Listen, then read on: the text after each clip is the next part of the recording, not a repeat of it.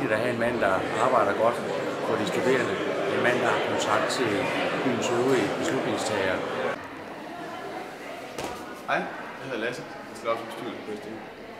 Jeg ved, hvor vigtigt det er, at den indflydelse, man har som studerende, at den altså forvaltes ordentligt.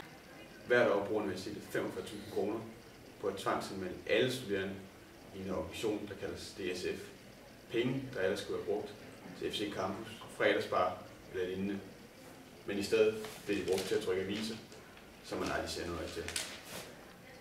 Så er det ikke lige meget, hvem det er, der kommer til at sidde, for eksempel i bestyrelserne. Vi kan kun anbefale, at man stemmer på borgerlige studerende. Borgerlige studerende kæmper for, at prisen på maden i kantinen er højt på et niveau, så vi som studerende har råd til at betale for det. Valget den 25. og 26. november er et vigtigt valg. Det er vigtigt, at man går ind og blander sig i, hvordan et universitet fungerer, hvordan det kører, og at man får indflydelse på sin hverdag. Fordi hvis du stemmer borgerligt ellers, så er det ikke lige meget, hvem det er, der kommer til at sidde, for eksempel i bestyrelserne. Du skal stemme på Lasse Honoré Rasmussen. Du får noget mere kvalitet ind på universiteterne. Jeg stoler på ham, du skal også stole på ham.